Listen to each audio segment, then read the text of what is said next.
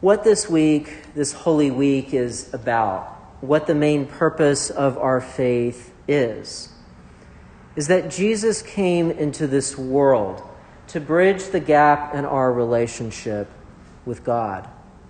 And our work is not only to help lead ourselves to that bridge, but to lead others in the world to Christ Jesus so that we might all come into relationship with God more fully. Holy Eucharist helps solidify that connection. One could even say it's the most distilled way that we have of coming closer to Christ. And when Jesus says at the Last Supper, "Do this in remembrance of me," he's not just asking the disciples to remember this event like they're reading it in a journal entry. He's asking them to remember this event as if they were right there present in it. So every time they recall this event, it's like they are there once again, over and over again. Jesus calls us to do the same. And we don't just recall the events of the Last Supper. We recall in that the death and the resurrection and all the events leading up to that time.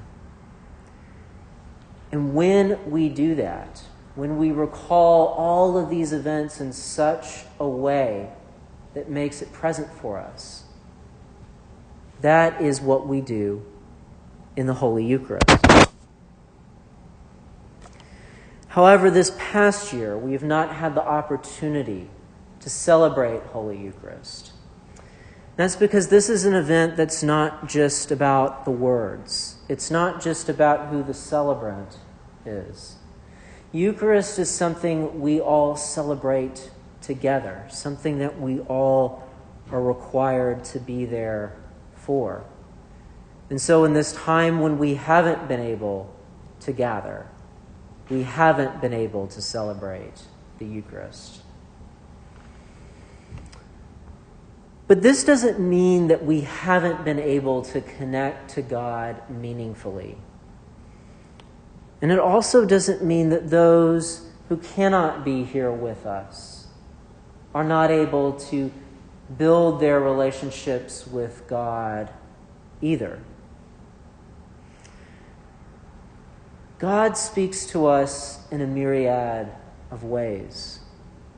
And God builds that relationship with us through a myriad of ways as well.